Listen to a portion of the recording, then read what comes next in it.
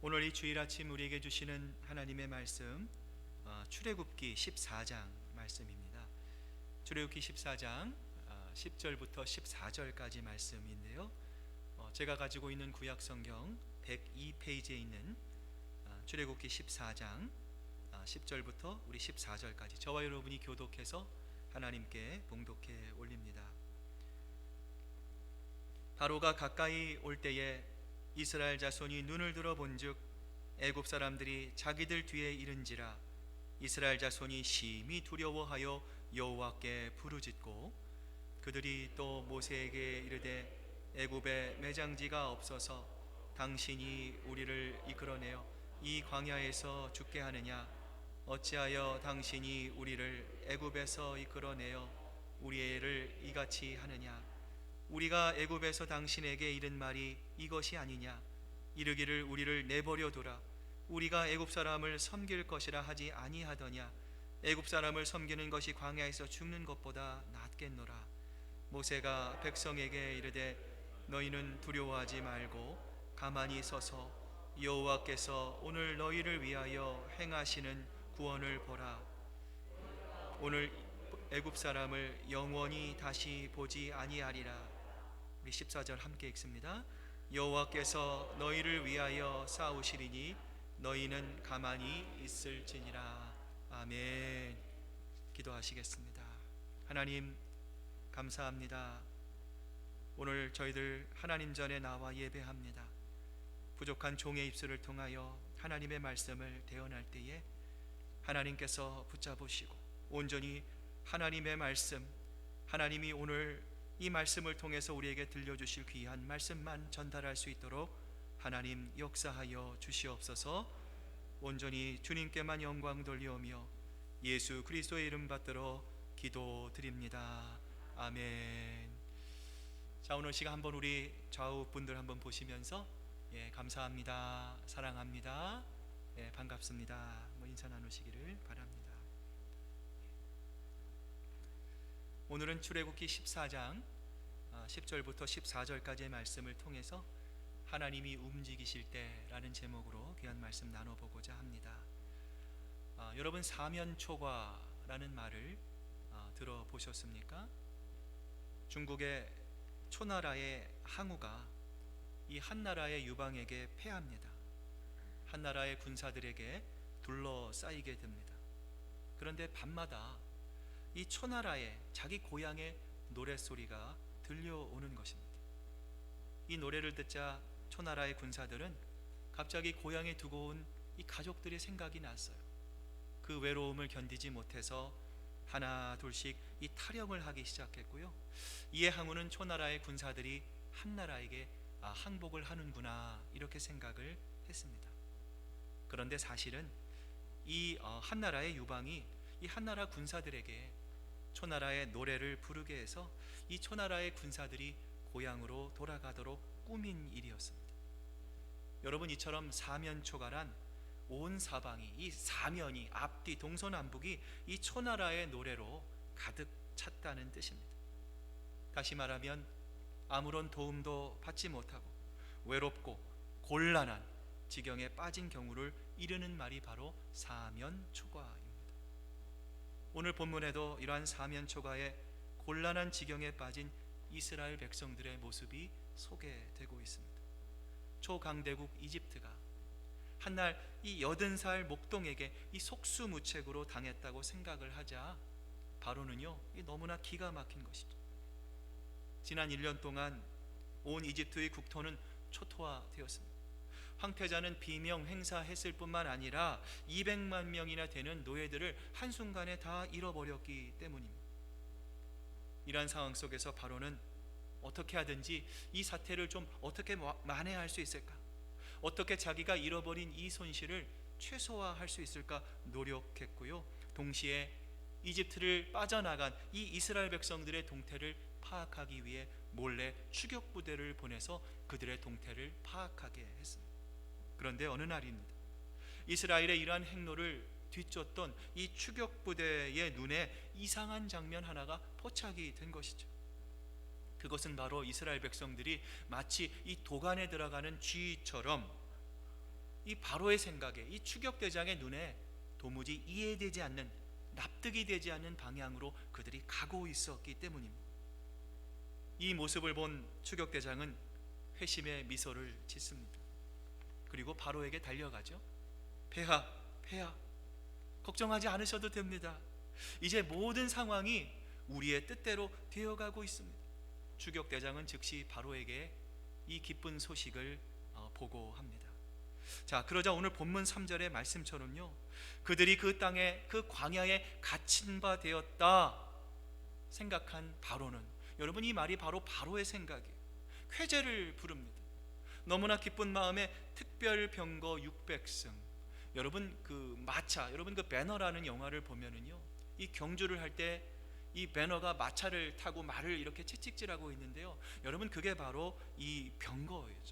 지금으로 말하면 이 탱크와 같은 이 무시무시한 무기입니다. 특별병거 600승과 이집트에서 동원할 수 있는 모든 병사들을 다 끌어모아서 이 바로는요 즉시 이스라엘 백성들을 추격하게 합니다. 저는 이런 바로의 모습을 보면서 동시에 우리를 하나님께 빼앗기고 싶지 않은, 우리를 하나님께로 보내고 싶지 않은 전주인 사탄의 모습이 떠올랐습니다. 성경은 우리에게 뭐라고 말씀하십니까? 우리는 과거 사탄의 노예였습니다. 사탄의 종이었습니다. 그 결과 아무런 희망도 아무런 소망도 찾아볼 수 없는, 우리는 죄와 허물로 분명하게 죽었던 존재들이라고 성경은 우리에게 분명히 말씀을 합니다. 그러나 여러분, 이스라엘 백성이 유월절 어린 양의 피로 다시 살아났던 것처럼 우리들 역시도 어떻습니까? 예수 그리스도께서 십자가 위에서 흘리신 그 고결하신 피의 능력으로 말미암아 사망에서 생명으로, 그리고 사탄의 종에서 예수 그리스도의 자녀로 우리가 변하게 되었다라는 것이죠. 여러분, 그런데 이런 우리들을 다시 끌고 가기 위해서 무시무시한 기세로 달려드는 존재가 있습니다. 여러분, 무엇일까요? 바로 얼마 전까지만 해도 여러분을 향해 지배력을 가지고 있었던 애굽의 바로, 세상의 아비이며 모든 하나님 없는 인간의 아비인 사탄이 바로 그 존재입니다. 이런 의미에서 성경은 우리에게 분명히 말씀합니다. 우리의 씨름은 혈과 육을 상대하는 것이 아니에요. 통치자들과 권세자들과 이 어둠의 세상 주관자들과 하늘에 있는 악의 영들을 상대함이라 말씀합니다. 오늘 여러분에게 질문 드립니다. 여러분은 정말 예수님을 여러분의 구주와 주님으로 믿으십니까? 예수 그리스도의 보혈의 피가 여러분을 사망에서 생명으로 옮겨주셨다, 여러분 확신하십니까? 여러분, 그리스도인이 된다는 것은 무엇일까요? 과거 사탄 안에 속해 있던 우리들이 이제는 사탄 밖에 나와서 사탄과 싸우는 영적인 싸움입니다. 여러분, 우리에게는 예수 그리스도가 계십니다. 예수님께서 우리의 대장이 되십니다. 여러분, 우리는 반드시 승리할 것입니다. 여러분, 그러나 한편으로 우리가 생각해야 될 것이 있어요. 그럼에도 불구하고 우리의 대적 원수 마귀는 결코 만만한 존재가 아닙니다.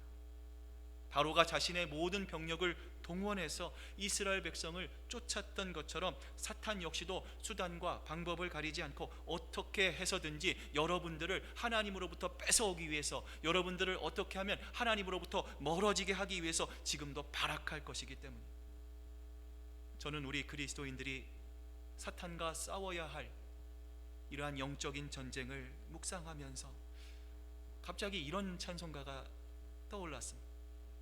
주님 뜻대로 살기로 했네, 주님 뜻대로 살기로 했네, 주님 뜻대로 살기로 했네, 뒤돌아서지 않겠네.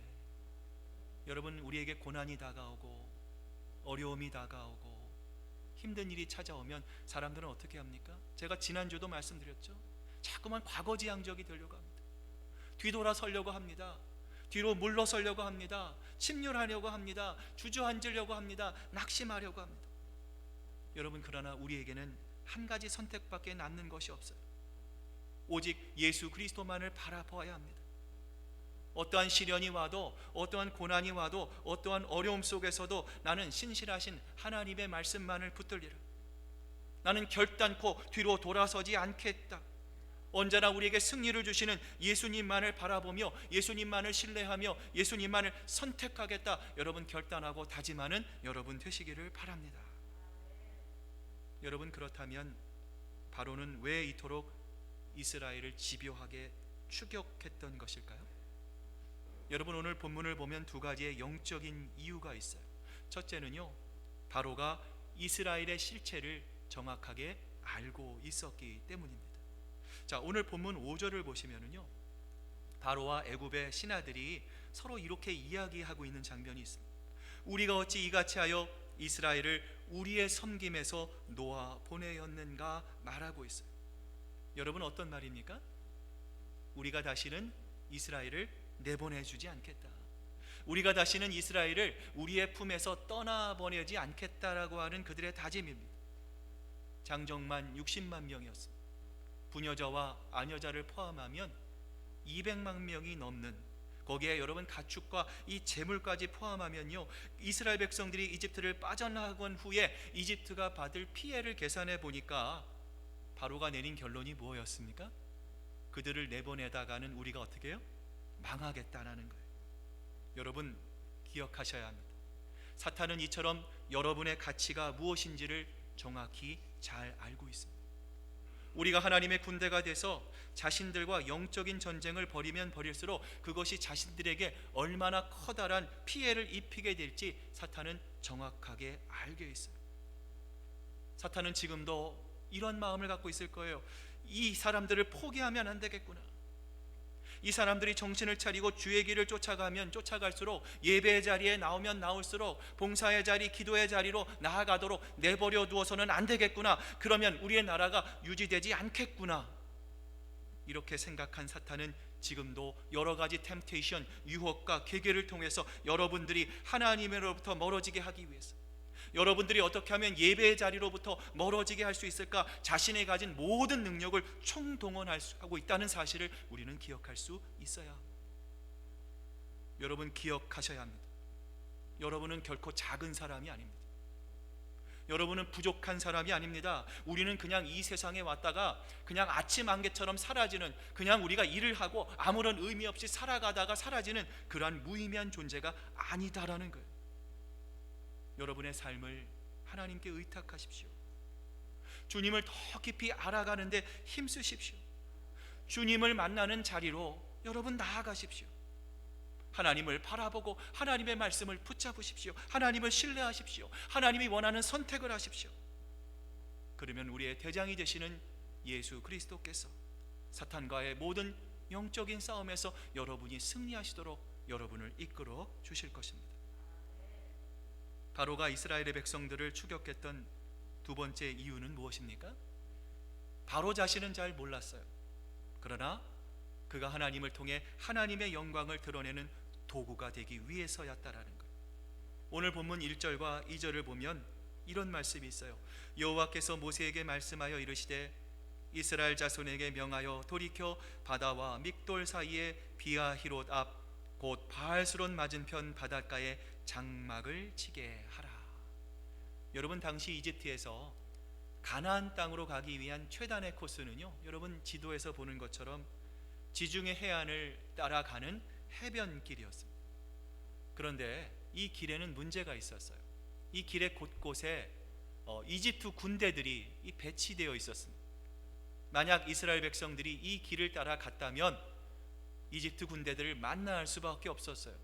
그들의 힘으로는요, 이 이집트 군사들을 이길 수 있는 힘이 없습니다. 아마도 그들이 무서움 가운데 다시 이집트로 돌아갔을 거예요.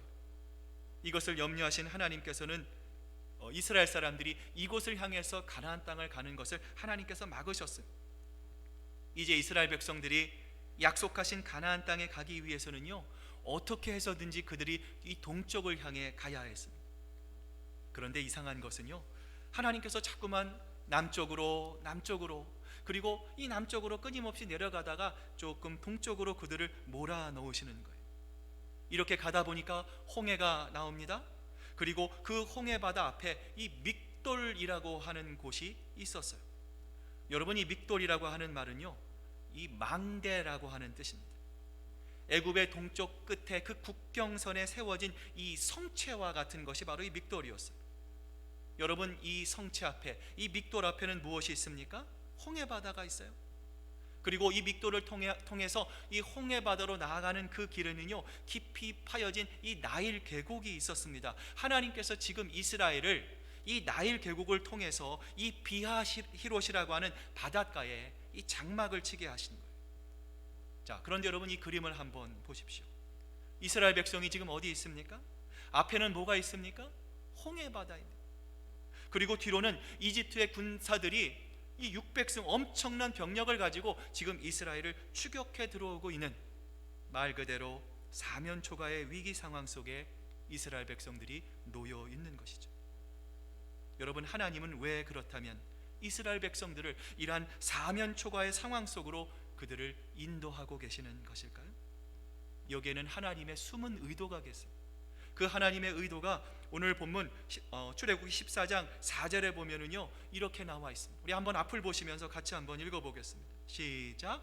내가 바로의 마음을 완악하게 한즉 바로가 그들의 뒤를 따르리니 내가 그와 그의 온 군대로 말미암아 영광을 얻어 애굽 사람들이 나를 여호와인 줄 알게 하리라. 하나님이 이스라엘 백성을 이러한 사면초가의 상황 속으로 몰아넣는 이유가 성경이 뭐라고 말씀하고 있습니까?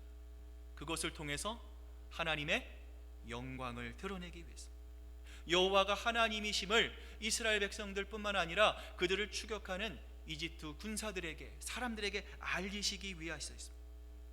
여러분, 하나님은요, 우리를 통해서 하나님을 끊임없이 알리시기를 원하십니다. 하나님의 영광이 우리 가운데 아름답게 나타나시기를 원하신 것입니다. 여러분, 그렇다면 하나님의 영광이란 도대체 무엇입니까? 요즘 한국에 큰 장마가 옵니다. 어제 뉴스를 보니까 또 커다란 태풍이 이 한국을 향해서, 한반도를 향해서 오고 있다는 뉴스를 접하게 되었어요. 여러분, 태풍이 불면 이 수백 킬로 반경이 태풍의 영향을 받게 됩니다. 엄청난 재산의 피해를 입습니다. 여러분, 그래서 태풍이 오면요, 사람들이 다 싫어합니다. 불안해합니다. 전전긍긍해합니다. 여러분, 그런데 우리는 이 태풍을 통해서 무엇을 볼 수 있느냐라는 거예요. 하나님은 당신의 영광을 드러내시기 위해 온 우주 만물을 창조하셨습니다. 여러분, 그러므로 피조물은요, 우리가 이 세상에 존재하는 이유는 무엇입니까? 하나님의 영광을 드러내는 것입니다. 새는 창공을 날아가면서 하나님을 노래합니다. 눈은 하늘에서 내리면서 하나님을 찬양합니다. 날씨는 춥고 더움으로 해가 내리쬐고 또 비가 내림으로 하나님의 영광을 드러냅니다. 여러분, 반면 태풍이나 폭설은 어떻습니까? 사람에게 피해를 입힙니다. 불편을 끼칩니다. 손해를 끼칩니다. 그런데 여러분, 중요한 것은요, 이처럼 사람에게 손해를 끼친다고 해서 그것이 하나님의 영광을 가리는 것은 아니다라는 거예요. 태풍이 없으면 바닷속에 이 산소가 공급되지 않는다고 합니다. 한 달 안에 바닷속 모든 생물이 다 죽는다고 합니다. 여러분, 이처럼 우리에게 감당되지 않는 일이 있어요. 우리에게 당장 유익이 되지 않는 일이 있습니다. 고난과 시련을 통해서 때로는 하나님은요, 우리를 하나님의 사람으로 세워가시는 것입니다. 어려움과 힘든 고난을 통해서 하나님은요, 우리들에게 하나님의 영광이 무엇이며 그 하나님의 영광을 바라볼 것을 하나님은 우리에게 말씀하실 수 있다라는 것. 이런 점에서 예수님의 동생 야고보 사도는 우리에게 이렇게 말합니다. 내 형제들아, 너희가 여러 가지 시험을 당하거든 온전히 기쁘게 여겨라. 여러분, 시험이 우리에게 다가오는데 기뻐해야 할 사람이 누가 있습니까? 여러분, 고난과 어려움이 찾아올 때 우리는 왜 어떻게 기뻐해야 합니까? 그 이유가 무엇입니까? 야고보 사도는 우리에게 계속해서 말씀하시죠. 이는 너희의 믿음의 시련이 인내를 만들어내는 줄 너희가 알미라. 인내를 온전히 배우라. 이는 너희로 온전하고 구비하여 조금도 부족함이 없게 하려 함이라. 여러분, 신앙의 목표가 무엇입니까? 예수님을 믿기 때문에 내가 편안하고, 예수님을 믿기에 내가 안전하고 예수님을 믿기에 내가 풍족하고 매일 늘 안사 형통된 삶이 결코 신앙생활의 목표만은 아닙니다. 비록 힘들고 어려운 과정을 통과하지만 계속되는 신앙의 훈련을 통해서 우리는 어떤 상황 속에서도 어떤 형편 속에서도 하나님의 영광을 바라보는 사람으로 자라나야 되는 것입니다. 여러분, 이처럼 하나님은 이스라엘 백성들에게 하나님의 영광이 무엇인지를 가르쳐 주기 위해서 이제 막 영적인 걸음마를 시작한 이스라엘 백성들을 홍해로 인도하십니다. 이집트 사람들로 하여금 그들을 추격하게 하셨습니다.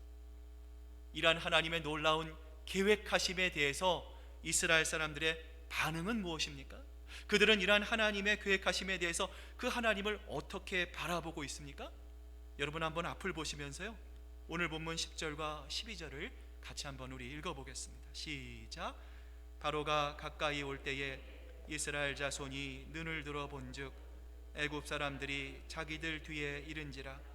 이스라엘 자손이 심히 두려워하여 여호와께 부르짖고 그들이 또 모세에게 이르되 애굽에 매장지가 없어서 당신이 우리를 이끌어내어 이 광야에서 죽게 하느냐? 어찌하여 당신이 우리를 애굽에서 이끌어내어 우리에게 이같이 하느냐? 우리가 애굽에서 당신에게 이른 말이 이것이 아니냐? 이르기를 우리를 내버려 두라. 우리가 애굽 사람을 섬길 것이라 하지 아니하더냐? 애굽 사람을 섬기는 것이 광야에서 죽는 것보다 낫겠노라. 애굽의 군대가 그들을 가까이 뒤쫓고 있다는 말을 듣자 그들이 보인 반응이 무엇이었습니까? 그들이 심히 두려워하여 부르짖었다라는 거예요. 하나님, 나를 도와주십시오. 하나님, 살려주십시오. 하나님의 구원의 영광을 나에게 보여주십시오. 그들이 부르짖는 것이 아니라 오늘 본문을 자세히 읽어보면 이 부르짖음은 어떤 부르짖음이었습니까? 하나님을 향한 원망과 불평의 부르짖음이었어요. 그들은 자신이 경험하고 있는 이 모든 상황이 하나님과 모세의 책임이라고 원망하고 있습니다. 자기들은 애굽에서부터 나올 생각이 없었다라는 거예요. 굳이 나오려고 하지 않았는데 모세에게 속았다라는 거예요. 고로 이 책임은 다 누가 져야 합니까? 하나님과 모세가 져야 한다라는 거예요. 저는 이처럼 달면 삼키고 쓰면 뱉는 이스라엘 백성들의 이러한 이중적인 모습, 그들이 이 세상과 하나님 사이에 양다리를 걸치고 있는 모습을 보면서 예수님의 죽음 앞에서 모두 주님을 버릴지라도 나는 결코 주님을 버리지 않겠습니다 다짐하던 이 베드로의 모습이 갑자기 떠올랐습니다. 내가 예수님을 위해 죽겠습니다. 그 죽음의 자리까지도 예수님과 함께 가겠습니다. 여러분, 이렇게 다짐했던 베드로는 왜 주님 옆에 바짝 있지 않고 멀찍이 떨어져서 따라갔을까요? 대제사장의 집 앞까지 따라갔으면서도 왜 당당히 주님 곁에 서 있지 않고 주님으로부터 멀찍이 떨어져서 그 바깥에 베드로는 머물러 있어야 했을까요? 여러분, 그 이유가 마태복음 26장 58절에 이렇게 나와 있어요. 베드로가 멀찍이 예수를 따라 대제사장의 집 뜰에까지 가서 그 결말을 보려고 안에 들어가 하인들과 함께 앉아 있더라. 베드로는 예수님과 함께 고난을 받기 위해 따라간 것이 아닙니다. 예수님과 함께 죽기 위해 예수님을 따라간 것도 아니었습니다. 단지 예수님이 어떻게 되는가, 예수님의 그 결말만을 보기 위해서 따라갔던 거예요. 예수님을 마음에 두지 않았습니다. 예수님의 말씀을 자신의 가슴 깊이 두지 않았습니다. 단지 그 결말만을, 예수님만을 보기 위해서 갔기 때문에 굳이 가까이 갈 필요도 없었어요. 예수님을 위해 내가 예수님의 수제자입니다 나설 필요도 없었던 것이죠. 여러분, 이처럼 베드로가 거리를 두고 따라간 지점, 주님과의 거리를 두고 앉아있던 그 자리를 학자들은 베드로 포인트라고 부릅니다. 단순히 그 결과만을 보려고 했던 구경꾼의 자리였습니다. 나는 아무런 책임도 질 필요가 없다라고 하는 방관자의 자리입니다. 주님이 잘 되면 사람들에게 나아가 내가 주님의 제자입니다 말하고, 주님이 고난을 받고 어려움을 당하면 오히려 도망가기 위한 기회주의적인 자리가 바로 이 베드로 포인트였다라는 것. 이제 멀리 이곳을 향해 맹렬히 달려오고 있는 바로의 군대가 보입니다.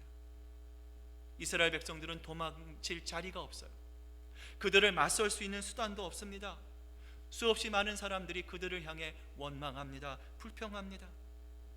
이 사면초가의 상황 속에서 모세는 놀라운 선포를 합니다. 너희는 두려워하지 말고 가만히 서서 여호와께서 너희를 위하여 행하시는 구원을 보라. 너희가 오늘 본 애굽 사람을 영원히 다시 보지 아니하리니 여호와께서 너희를 위하여 싸우시리니 너희는 가만히 있을지니라. 저는 이 모세의 모습을 보면서 이런 생각을 해봤어요. 만약 모세가 40살에 이 하나님의 부르심을 받았다면 과연 모세는 어떠한 선택을 했을까? 아마도 혈기왕성했던 모세, 모든 것이 자신만만했던 모세는 자신의 경험과 자신의 지식과 자신의 능력을 의지해서 여러분 이 애굽의 군대를 대하려고 했을 거예요. 비하시롯 이 바닷가에서 배수의 진을 치고 결사대를 조직해서 이 애굽의 군대를 막아서려 했을 것입니다. 그런데 하나님은 이 모세가 40세 때 모세를 어디로 인도하셨습니까? 미디안 광야로 인도하셨어요. 80세가 되도록 무려 40년 동안 그 광야에서 하나님만을 바라는, 하나님의 음성을 기다리는 잠잠히 가만히 있는 훈련을 하나님은 이 모세에게 하셨고요, 또 이집트에서 10가지의 재앙을 통해서 모세가 어떤 상황에서든지 하나님을 신뢰하고 하나님의 말씀을 붙잡는 사람으로 하나님은 이 모세를 빚으셨던 것입니다. 모세는 지금 하나님이 무슨 계획을 갖고 계신지 정확히 몰랐을 것입니다. 그러나 모세는 그럼에도 불구하고 하나님의 말씀을 붙들었습니다. 내 머리로는 이해가 되지 않습니다. 도저히 이 상황이 어떤 상황인지 이해가 되지 않았어요. 그러나 모세는 말씀하신 대로 했습니다. 말씀하신 자리로 갔습니다. 말씀하신 곳에 장막을 쳤습니다. 여러분, 그런데 그 상황은 바로가 반짝이는 살육병거를 끌고 먼지 구름을 일으키며 무서운 속도로 이곳으로 달려오고 있습니다. 이 모든 것은 하나님의 말씀에 순종한 결과였습니다. 그 순간 모세는 이렇게 생각했을 거예요. 내가 지금까지 여기 올 수 있었던 것, 하나님의 10가지 기적을 일으키고 구름기둥과 불기둥으로 우리 이스라엘 민족을 여기까지 이끌 수 있었던 것, 그것은 나의 지도력도 아니고 내 능력도 아니고 100% 하나님의 은혜이다라는 것을 확신한 모세는 백성들을 향해 이렇게 외칩니다. 더 이상 불평하지 맙시다. 두려워 소리 지르지도 맙시다. 지금은 하나님께서 일하실 시간입니다. 그러니 우리는 잠잠히 하나님께서 우리를 위해 펼치실 구원을 바라보며 담담히 주님을 향해 나아갑시다. 모세는 주님을 향해, 이스라엘 백성들을 향해 담대히 선포할 수 있었던 것입니다. 이제 오늘 말씀을 마무리합니다. 여러분 가운데 예수님이 인도하신 그 길을 걸어갔음에도 불구하고 사면초가와 같은 상황에 봉착하고 계신 분이 혹시 계십니까? 정답은 하나입니다. 지금이 바로 하나님께서 움직이실 시간입니다. 지금이 바로 기적의 시간입니다. 우리는 볼 수 없지만, 우리는 알 수 없지만 하나님은 지금도 여러분을 위해 움직이십니다. 하나님이 보이지 않는 그 손이 지금도 여러분의 삶을 하나님의 영광을 드러내는 아름다운 삶으로 바꾸시기 위해서 하나님은 지금도 움직이고 계십니다. 여러분, 그러므로 우리는 기쁜 마음으로 이러한 하나님의 모습을 바라볼 수 있어야 합니다. 오늘 설교를 마무리하면서 저는 갑자기 영화관이 생각이 났습니다. 지금은 코로나 사태로 우리가 마음껏 극장을 갈 수 없지만 여러분, 우리가 흥미있는 영화를 볼 때 우리의 마음이 어떻습니까? 마음이 너무나 기쁩니다. 마치 영화관에 가는 것처럼 우리가 팝콘과 음료수를 준비해야 합니다. 그리고 주님이 일하시는 모습을 가장 좋은 자리에서 지켜볼 수 있어야 합니다. 그리고 그 자리에 앉아 편안한 마음으로 하나님이 여러분을 위해서 하실 놀라운 일들을 지켜보시기를 바랍니다. 하나님은 반드시 여러분을 위해서 일하십니다. 그리고 그 모든 일이 합력하여 선을 이룰 수 있도록 하나님은 여러분을 좋은 곳으로 반드시 이끌어 주실 것입니다. 기도하시겠습니다.